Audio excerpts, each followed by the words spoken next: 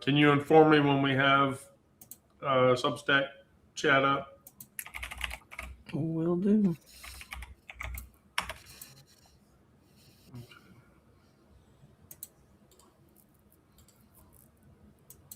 Yay. All right. So there's one. There it is. Okay, cool. It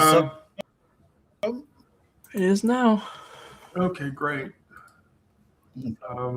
I really enjoy that fact. Good morning, everyone. Welcome to another episode of the Deep Exhale, where we talk about life, survival, trauma, and emotions. I'm Wendy. My two co-hosts are Sarah and Onyx. We are queer trans persons in spectrum, and we talk about these subjects that will, um, help us all just survive the bullshit that we're all going through in the moment. And so with that, I'll go right into today's topic. So some mornings, the world hands you something heavy before you have even had coffee. It's 7 a.m. You pick up your phone and you start doom scrolling through Blue Sky or, the news feed or whatever. And it's loud. I mean, the machinery of harm is grinding, and the distance between, my one small life and the lives of millions and the enormity of what's wrong can feel like standing at the edge of something that has no bottom to it. And so today we're going to talk about that, not to make it smaller than it is, but to remind you that what you're made of, where you come from, who came before you, and why they were carrying the same weight that we carry now. And so I cede to Audre Lorde when I write. Audre Lorde is a person of color and a feminist and a lesbian, and is a source of intense and immense inspiration to me personally. And she says, I am not free while any woman is unfree, even when her shackles are very different from my own.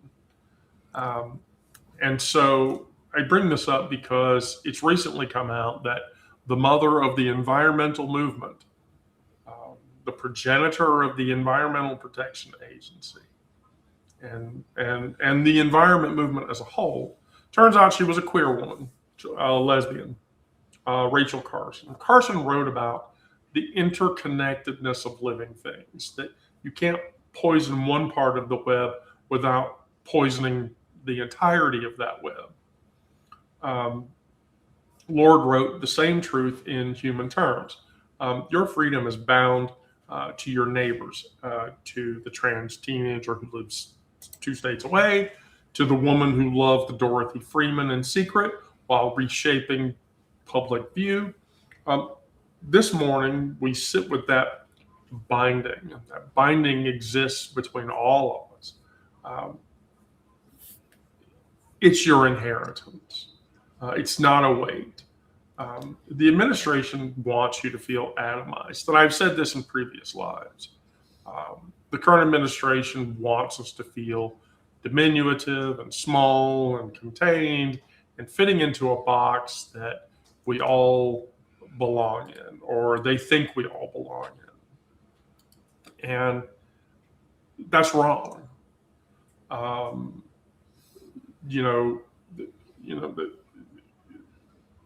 They want us to remember that our struggle is anyone else's. And that lie is load bearing for them. If you don't accept it, it destroys the entire framework they built on top of it. And so we have to carry it forward. And so,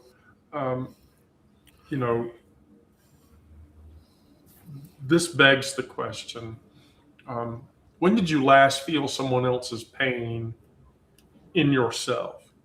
And what did you do with it? I have had that happen a lot. I'm a transit rider. I ride transit because I don't like to drive my car. I have a car, I just don't like to drive it. And so one day on the train, somebody was bad mouthing another person. And I walked up to them and I said, "You need to leave them alone.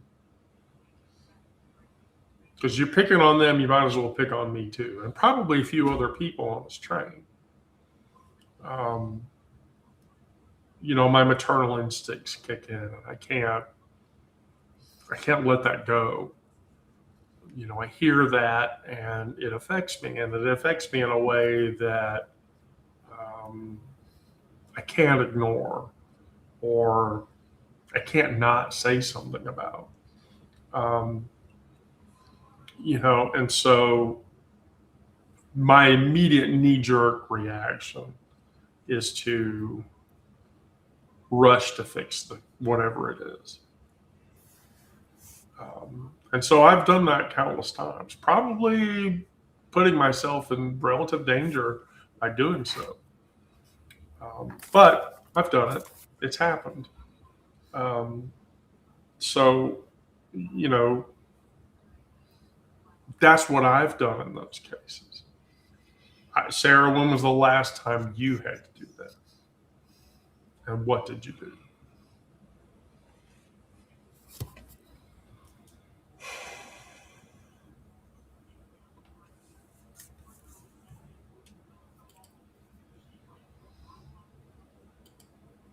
I mean,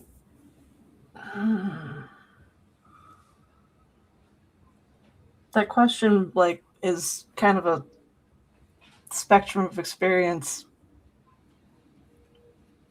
Because on the one hand, a few months ago, we had neighbors who were arguing, and I could have just stayed in the house and pretended like I didn't hear it. But instead, I went on the porch and made it obvious that I was witnessing.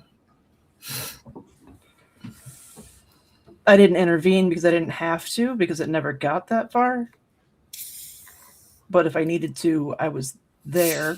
I saw what happened. I could have called authorities into it if I needed to, or just intervened on my own. If you had intervened, what would that look like?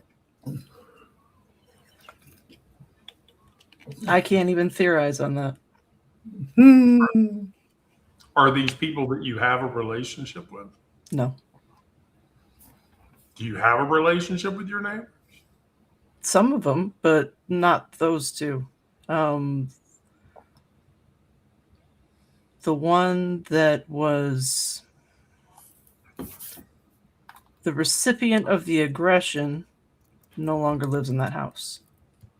Her and her husband have moved, unfortunately. Right.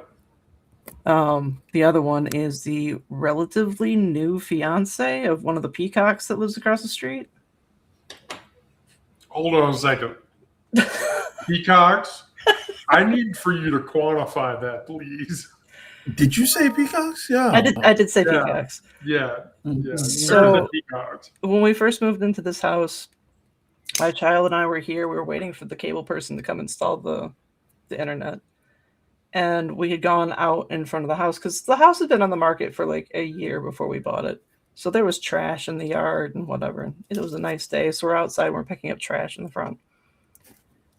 And next thing I know, there's these three guys outside of their house directly across the street. And they all come out. They bring out their cars and their motorcycle and this and that. And all of a sudden, they're out there shirtless in shorts washing their vehicles. And I looked at my child and I said, "This is for your benefit, not mine." So from that day forward, we started calling them peacocks because they were out there strutting. Nice. I did not understand that this was a euphemism.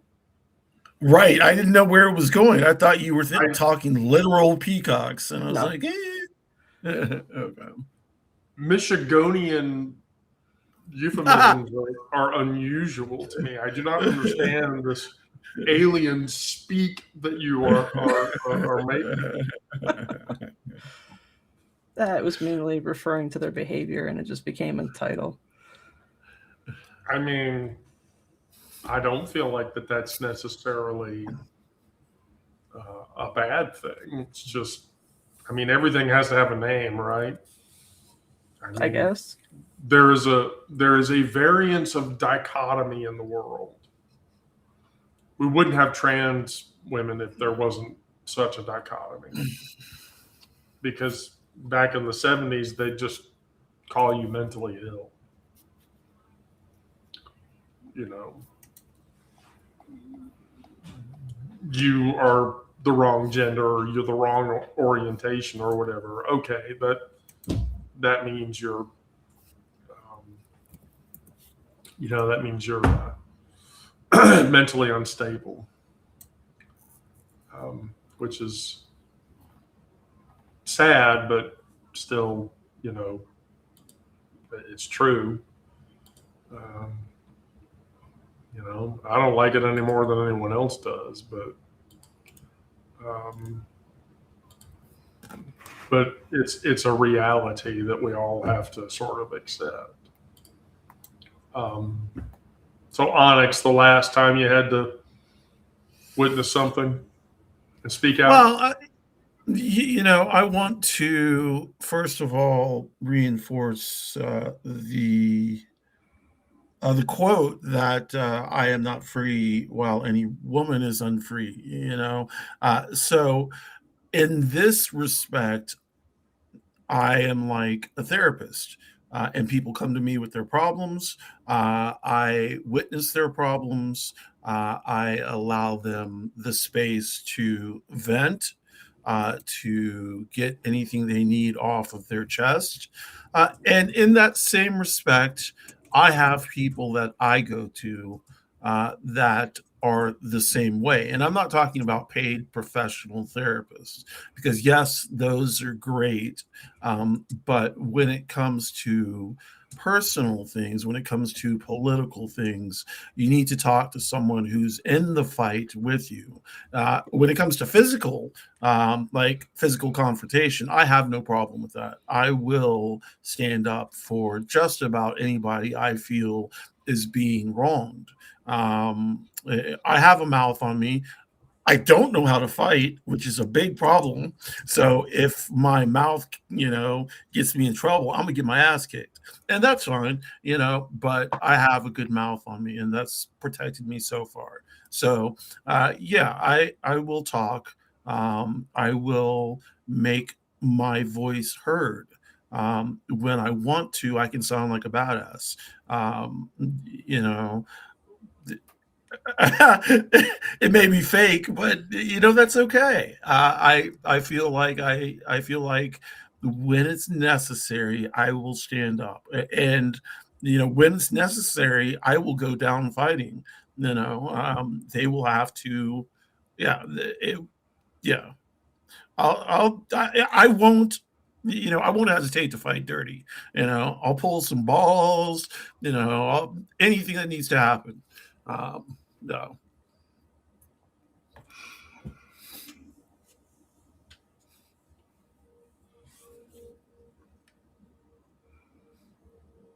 Wendy, you're muted. I'm not bitching about either. I mean, I know how to fight, and I'm 53 fucking years old, and I can't fight as good as I could have fought 30 years ago. But that doesn't mean I'm not gonna go down. I'm not gonna go down with it. I have never had to fight. Yeah, neither have I, but that doesn't mean I won't go down. Like Wendy said, I'm 10 toes down. If like one of my trans people or queer people are in the thick of it, yeah, I'm going to be in there with them, And I that's was how I saying feel. that I wouldn't. I've just said I've never had to. Right. I've never had to either. So it's theoretically. I mean, you would hope. Right. It is the hope that you never have to. But, insofar as that, and insofar as how that works and how that feels, you still have to work that out. and I get it though. I mean, it's true. So leading into that, the strength. It says, Marsha P. Johnson, we are not here to be observers of the universe. We're here to change it, the universe. And Johnson didn't have the luxury of resignation. In all honesty, we don't either. We really don't have the luxury of resignation. In Marsha P. Johnson's case, she was unhoused. She was a person of color. She was trans. And she was in the crosshairs of every institution at that time. But she still built Star House. Still showed up at protests with flowers in her hair, and she dragged joy into every room that tried to shut her out. Today isn't any different. Today's hard.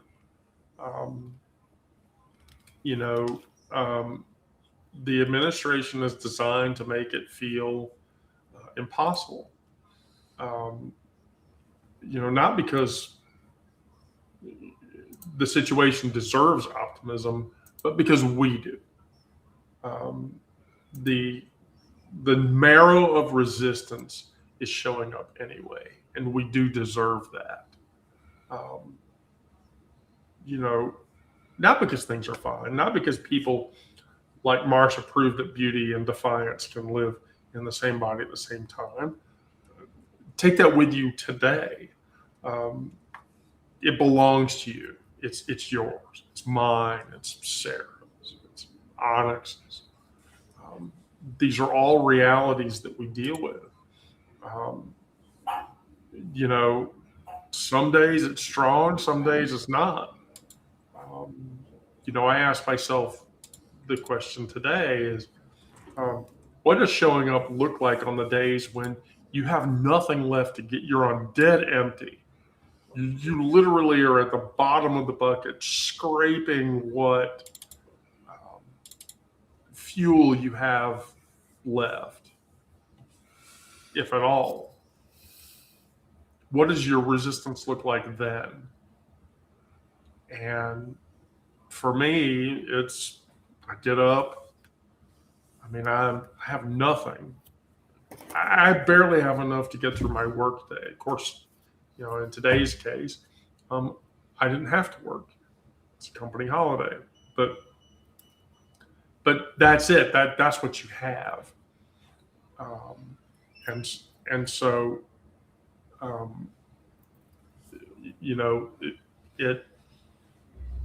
it becomes that problem. So, what do you do?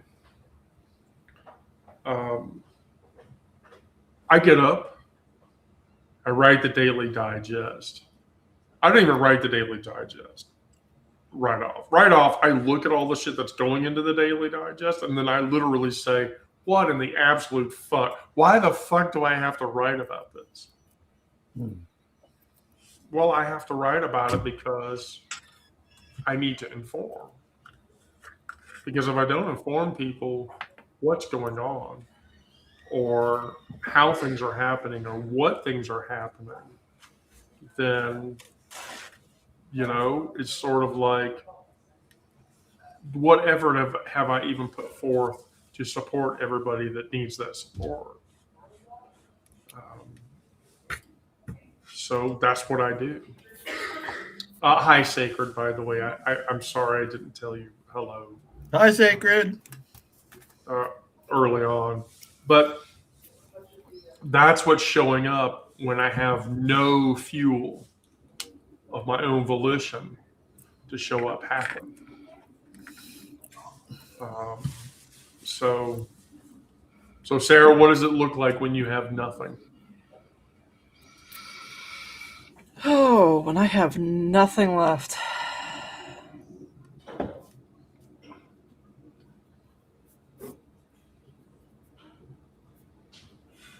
Maybe you give it to your person that you haven't met yet.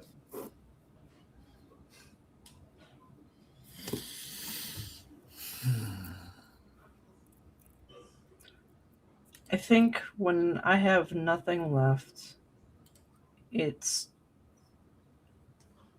a matter of me finding the silver lining in something. Whether that be something small, like finding that there's a snack that me and my child can share together that we haven't had in a while, that we forgot we had.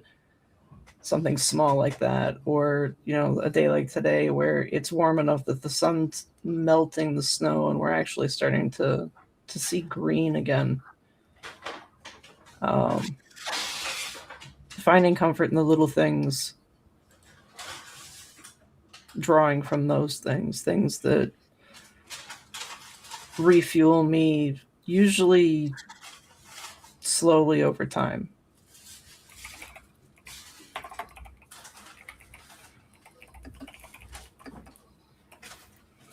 Slowly over time. Mm-hmm.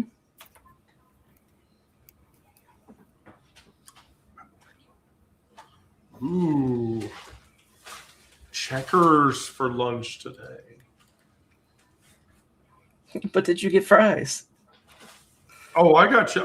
Oh, honey. The Checkers Oh, fries God, are bomb.com. Checkers fries. Oh, yes.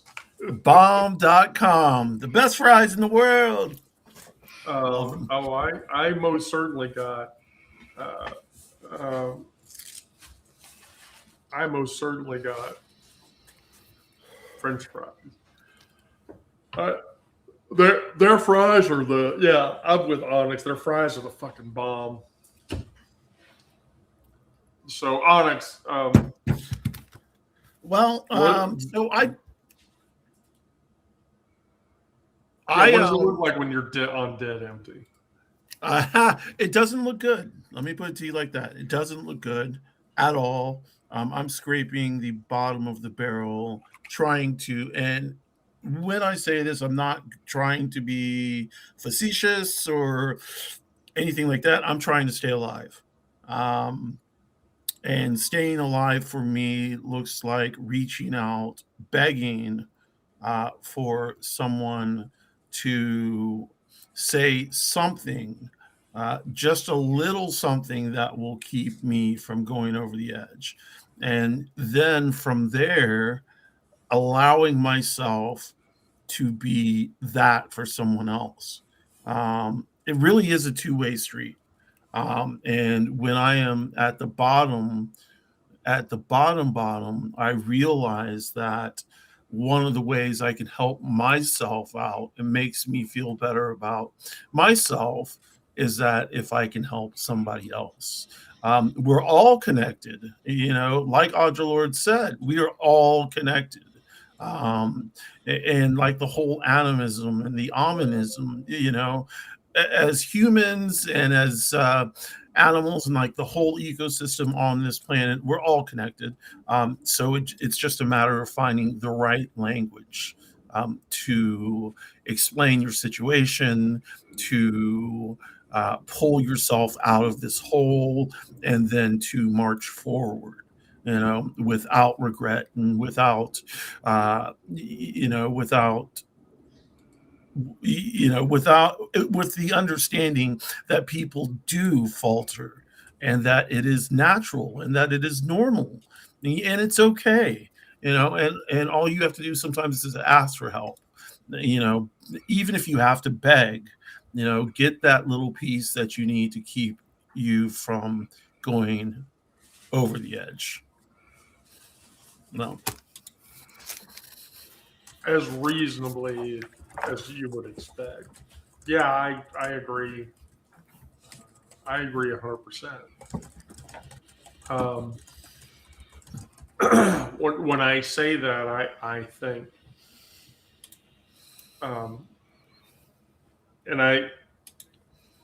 I've yet to be called out for quoting Essex Hemphill, but Essex Hemphill was an amazing lyricist. And so, to his words, now I think the only protest is to stay alive, and that's completely true. Yeah, definitely.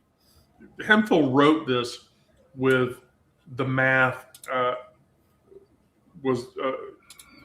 wrote this when the math was brutal and the losses were stacking faster than anyone could grieve.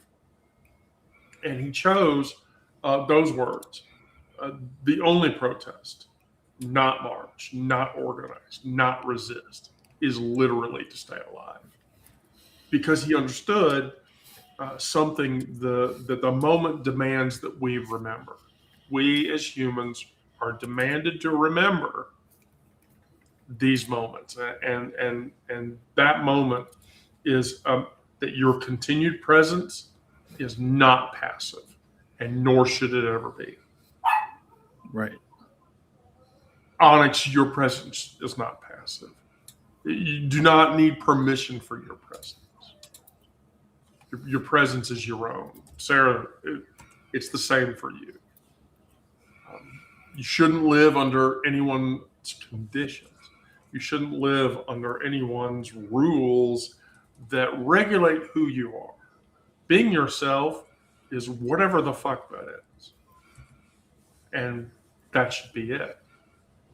And so every morning you wake up and you refuse to become hollow, frightened, isolated, fitting into a box that society is trying to shove you in. That is a political act. Rachel Carson loved her wife, would have been her wife, in secret. And she changed the world anyway. Minnesota has shown us that there are cracks in the political system, that everything that we thought was true about the political system is now actually turning to be false. And in Hemphill's case, Hemphill wrote poems the government just entirely pretends don't exist. I doubt many people have ever heard of Essex Hemphill. And if you haven't read Hemphill's work, you should. You totally should read Hemphill's poetry. It's amazing. And yet, here we are today reading an excerpt from a text that he wrote. Staying is the work, not performing wellness, not pretending it's fine, just remaining intact, connected, and stubbornly here. I'm a stubborn fucking bitch, and I'm not ever going to go the fuck away. It doesn't matter what the fuck anyone says to me. I'm not going to bend over and just take it. I mean, unless theoretically, it's another type of situation, and then that's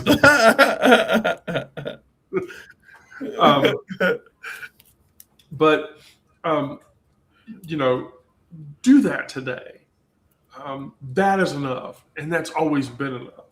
And so I asked the readers, and I asked my co-hosts, I even asked myself, what does it feel like to treat your own survival as an act of defiance rather than a burden? What does it do for me? That makes me strong. That makes me fearless. That makes my anxiety go away. It doesn't always work. I'm a vulnerable person. I have anxiety attacks all the fucking time. I mean, there's people in this room at this very moment that can tell you that I panic and I don't deal with it very well at all. And in some cases, during the worst parts of the day. But when I don't look at me living and surviving and breathing as a burden, then it's a strength. It's like setting down a stone that I didn't know I was carrying and picking up something that actually belongs to me, that I love, and that I cherish, that I value. that's what my defiance being, you know, an act of beauty versus an act of attrition and burdensome feelings. And yeah, I mean, it makes me strong. I'm certain it makes other people strong. But what does that do? That goes back to the first statement, which is that's the thing that makes me feel strong. And I'm able to ignore, all of the things that I'm trying to deal with. And then my maternal instinct kicks in. And then I just want to mom everybody. And so, that's the person that makes me go around the room and say, "Are you okay? You look like you're having a hard time. Is there something that I can do? And what can I do to make that less?" My work people are probably all super annoyed by it because I just randomly ask people, "Are you doing okay? It looks like you're having a hard time. Is there something that I can do?" I can't help it. I just do it. It just, that's how it works itself out. Sarah?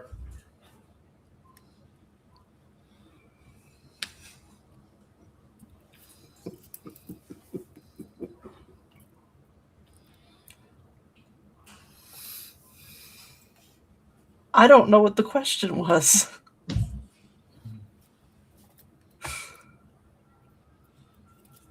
When what you're carrying is positive versus a burden, how does that make you feel? Then it doesn't make me feel like I'm carrying anything at all Why not? because it's not a burden. Then what does it make you feel?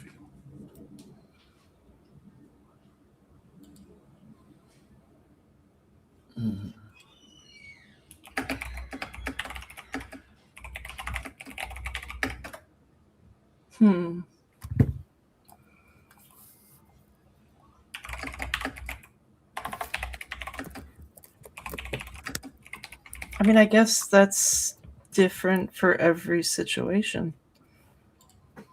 Why?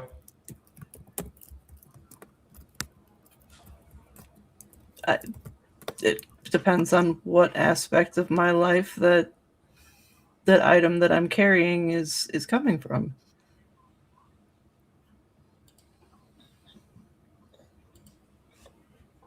What were you doing before you were what were you doing when you were carrying that burden? Because you were carrying it before. You didn't know what it was. Or you thought you knew what it was, but you weren't sure. It wasn't until some girl asked you a bunch of questions that it became a little more clear. I don't know what that bitch's problem is.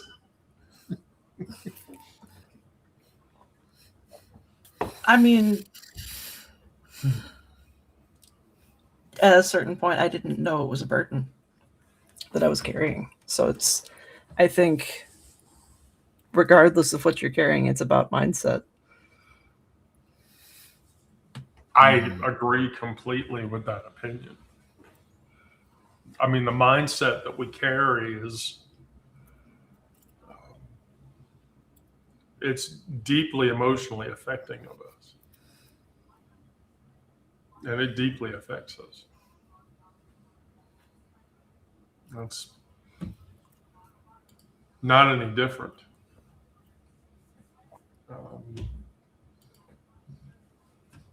So I'll ask the question again, Onyx. Okay. What does it look like when it's not a burden? And how does it make you feel? When it's not a burden, meaning when it's not a burden, of course it makes me feel great. I feel like I'm doing the greater good, and it may be one person at a time, but I, I am reaching out. Like I don't know, it's kind of like I don't know if y'all remember the L word. Fuck, I can't remember her name, but of all the connections that all ladies had together, like who slept with who, and it's kind of like that. I am this central hub, and not really a central hub, but in the center of it is me, and I'm touching this person and this person, and that person is touching another person who is touching another person. So we're creating this hub of people who we can kind of go to in times of need, and in times of necessary, in times that are necessary, times like this, where if we need to pass, I don't want to say secret information. Oh.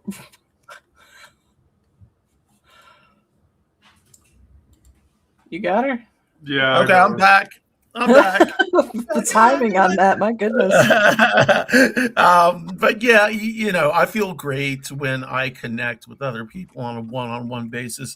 My main work is not to lead from the front. My main work is leading from the back, in the shadows, in the quiet, where I feel comfortable moving the parts around.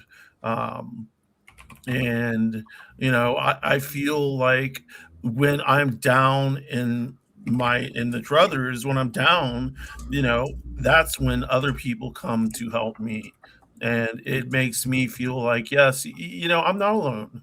And I have this connection with this stream of people, and they aren't going to let me down, and I'm not going to let them down.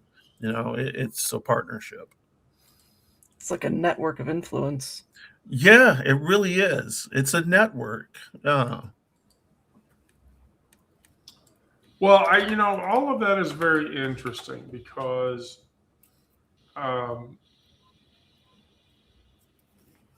our perseverance, our resistance, and our showing up is actually starting to affect the system. Meanwhile, on top of that, the system is eating itself. So I was writing about this morning, so I want to sort of talk through this. But the core of it is this. Here we are in mid-February of 2026. We are over 365 days into Orange shit stains administration. And the party that put him there is starting to show cracks.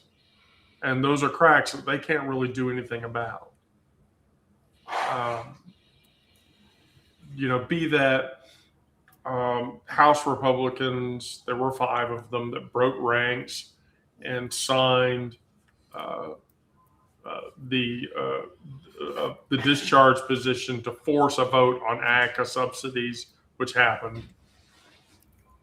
Senate fractures have cracked over the government shutdown strategy, members splintering from the leadership. We saw Marjorie Taylor Greene actually leave Congress and say MAGA is a lie. But before she left, she put that trans ban through. It's like she said, yeah. That's the thing. That's the thing, is that this goes back to the whole, it's the faulty argument that stupid conservatives use, where they say the Democratic Party is the party of the KKK. That may be true, but like years ago, in 1965, right? In the 40s, 50s, and 60s, liberal politics in the U.S. did not exist. No, there was not liberal. Everyone had a wife.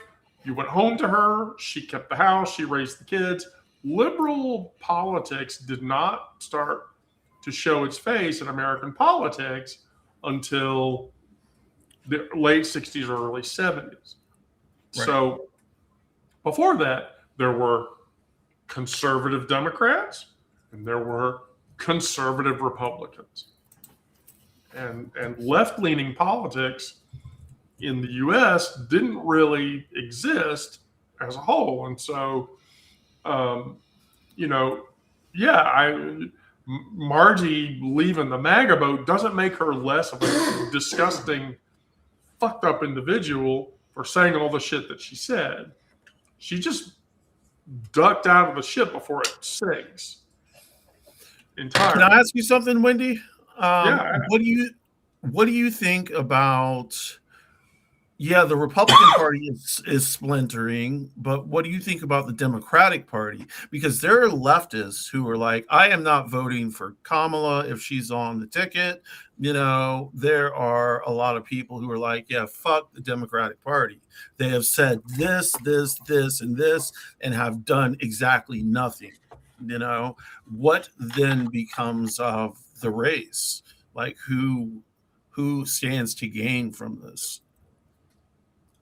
So here's the thing about the Democratic Party. You have established Democrats who believe that we're going to be the better person. That mentality has to end. The mentality of established Democrats that says we have to toe the line and we have to be the better person. We have to not stoop down to attacking the people. That bullshit is over. Because it's clear the no and slow mentality, that's what it's called, isn't working. I mean, it just is not working. The system needs to evolve. And it needs to evolve in a positive way. And it's time for real political change for that to happen. I was shocked. I don't do this that often. I troll through Twitter on occasion. And there are a large body of Twitter accounts that are calling for ICE to be removed and that what ICE is doing is wrong. Wait, removed completely? Yeah, like, no, let's time to abolish ICE. And there are MAGA accounts that are saying that. And that's scary because that literally says there are MAGA accounts, by the way, especially on Twitter and the other resources, Gab and those others that are saying if Trump's name is in the Epstein files, he needs to be. There are MAGAs that are turning on Trump. Like if, come on now, like where's this if coming from? Here's the thing: the Epstein files deal, that is a polarizing point. That's, in my honest opinion, the Epstein files. That's the thing that's going to bring the house of cards down. Yeah, it should. Everybody who's in it, every single person. I mean, the French government announced, I believe, yesterday or the day before, that they are now going to prosecute people. They're going to attempt to prosecute. So now Europe is saying, okay, now we're going to prosecute people who are in the Epstein files. America won't do it. Pam Bondi's Epstein files hearing was a joke. She basically answered no question, deflected every time, and then further still, there was a moment where she was standing in front of Epstein victims. Not only would she not talk to them, but she wouldn't establish eye contact with them. Yeah, that means telling. She knows. Yeah, that means that bitch knows. Yeah. Well, she was the AG. Wasn't she the AG of Florida? Like back when Epstein was in Florida or Trump was in Florida. Yeah. It's just boom, boom, boom, boom, boom. Like he is giving her reward, her just rewards for allowing this shit to happen for years. I agree. Yes, I agree completely. I agree completely. Oh, and then on top of that, another crack in the divide is the fact that we're now up to 30 Republicans who are leaving Congress and are not going to seek re-election. Why do you think that is? Because they know that if they run, they will lose. They will lose anyway. Time to get out. I got my money. I did all my insider trading. That's what happened with Margie.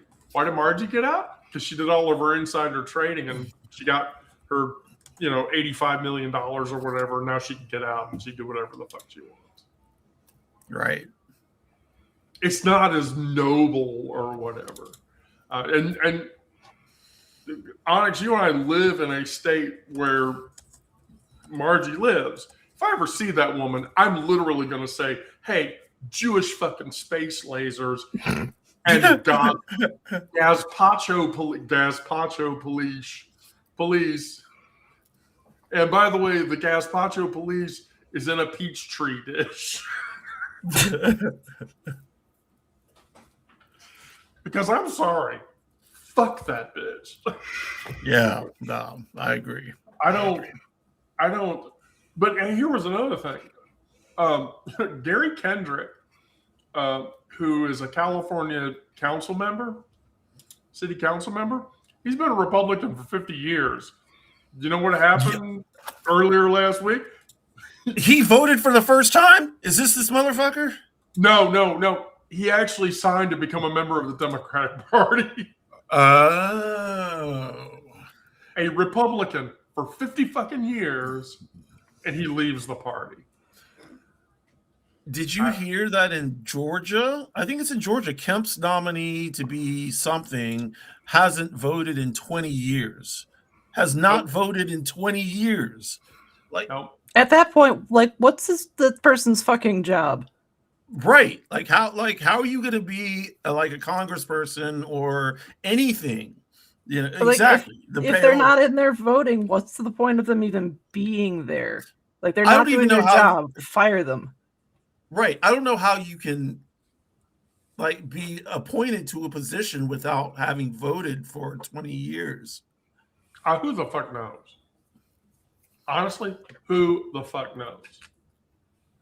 I mean, I literally don't know. There's not a, on top of that, I know, and then get this, the Texas Republican Party is in active rebellion against it. So they're trying to redistrict. They're members of the Texas Republican Party that are bleeding members of support. Because they can't hold on. So the GOP is literally losing their base. Their base is disappearing. And before they even have any time to do anything about it. And they don't realize it. The dam of Trump's grip on the party, it hasn't burst, but we're talking the dikes in Holland, and it's leaking out in numerous places, and 2 fingers is not going to plug it up. Although I'm pretty sure there's a lesbian joke in there somewhere. I'm not. I was thinking more a different way, but I guess it could, wow. I'm not. I'm not going to hit that euphemism. But yeah, if a politician, there was a congresswoman who was in assisted living and in full-blown dementia, had not voted in 5 years, and they weren't even aware that she was in managed care.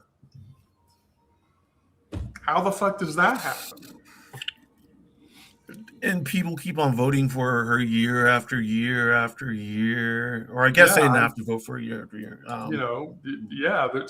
That's as bad as the Republican conspiracy that dead people are voting. Dead people are running Congress. Right. There are, let's be fair. I mean, we have a dementia patient that's running the country right now. Donald Trump is a dementia patient. I don't give a shit what anyone tells you. 100%. 100%. There's visibles right down to, I noticed this the other day, he signing an executive order. I love this, by the way. they show him the executive order. They tell him what it is. The last time I checked, the president is supposed to write the executive orders. So if he wrote it, isn't he supposed to know what it is before he signs it? No, they show it to him. They tell him what it is, and then get this. Now, just watch the next time you see him sign something. He puts it down. He puts the executive order down, and it's on the right side of the table. And he signs with his right hand. And what happens is he signs with his right hand, and it does not cross the right hemisphere of his body. You know why? Because he's had a stroke. I mean, there's been something fishy about the way he's been signing stuff for a while. Yeah. There was that makes the auto pen bullshit like even more viscerally stupid to me. But there are, and then on top of that too, like he was in a meeting over the weekend and it was very clear that they had makeup like his entire hand. Like right. It was more than just like there was like the little patch or whatever. Like they they took his hand and pushed it into a vat of foundation and then blended it over or whatever. And I was like, oh, okay. I mean, can you get any more obvious that there's a problem? Next thing you know, he's just going to be wearing gloves everywhere. Yeah, well, that might be the best thing. Just go ahead and wear gloves. If the gloves don't fit, you must quit. There we go. Yes, Johnny Cochran. Now this is Chewbacca, and he's from the planet Kashyyyk, and that does not make sense. Oh my God, the Chewbacca defense. I'm sorry, if you're not a South Park person, then you won't get why that's funny. But yeah, we've reached a point where 65% of Americans believe ICE has gone too far. And, there is a pressure cooker that is building on forcing GOP officials to inch away from the administration's violent immigration campaign. I mean, right now, the DHS is shut down. DHS is shut down. Can't do anything. And Congress, by the way, is on a break for a week. So they're not going to fix that in the next 7 days. So ICE isn't going to be running around arresting and killing people. There's going to be a reprieve. On top of the fact that, and this kills me, Kristi Noem announced, Sarah, I want your thoughts about this. Kristi Noem announced like 2 days ago that she is now sure that in the midterm elections, all the right people are going to be voting. Right people? Yes, right people. All the right people. Who are the right people? Right. That's what I want to know. Right. Yeah, like who are they saying the right people are? Well, here's the thing about that. Here's what's sort of unusual about it. Tom Homan, the border czar, he came out yesterday and said, I have no idea what she is talking about, the right people.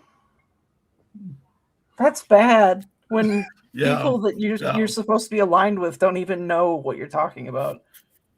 Right. So Noem is a runaway train, Bondi is a runaway train, and people are mad. And here's the thing. Conservative, MAGA, Trumper people are mad. And so with Margie out in left field, trying to make people feel, like understand that the whole MAGA thing was a lie. She's pushing that narrative. And here's the thing. There are MAGAs that are starting to believe her. Okay, but now what about Nick Fuentes? That is an area where it is getting stronger and stronger, because extremity. Okay. I hate using a cheesy anime reference, but there's an old Confucian saying, and the Confucian saying is this: that when opposites become the same, um, I believe the actual quote is, "When opposites become as one, a savior will come out of that.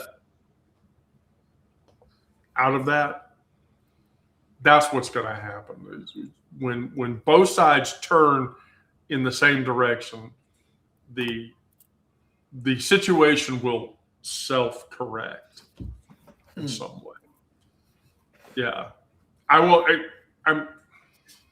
I'll say this, and I've said this before: if things continue to get worse, eventually somebody is going to vote from a rooftop.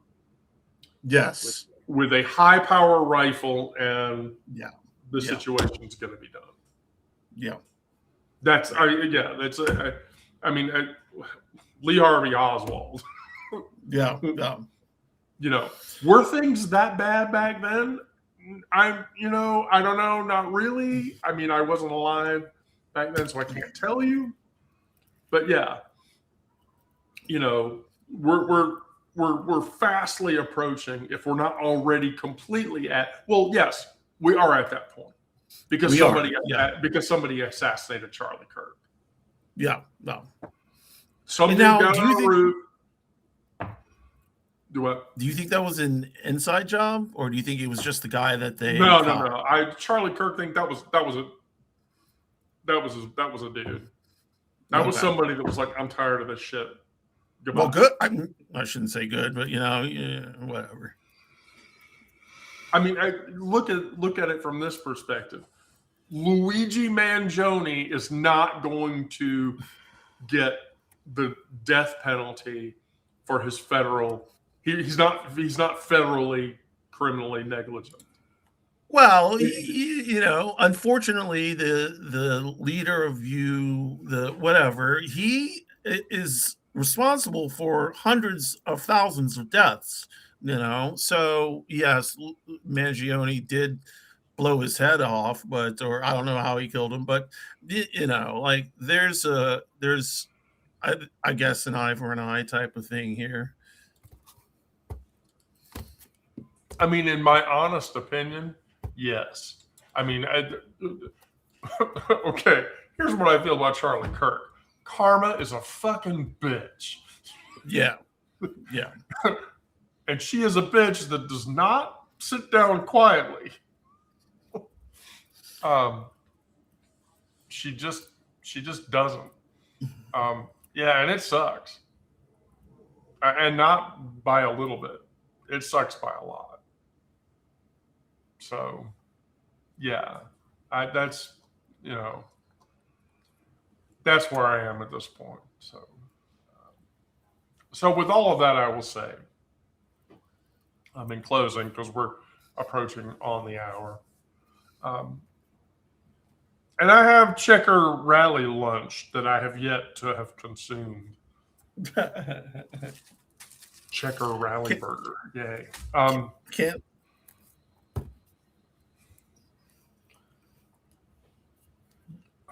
You don't have to be fearless. You don't have to be certain. You just have to remain present, connected, stubborn, but rooted in the fact that your life, that my life, that Sarah's life, that Onyx's life, all of our lives,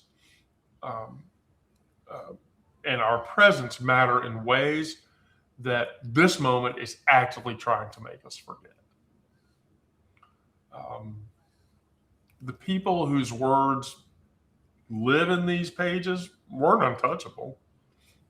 They were exhausted and afraid, and yet they still managed to build something over time.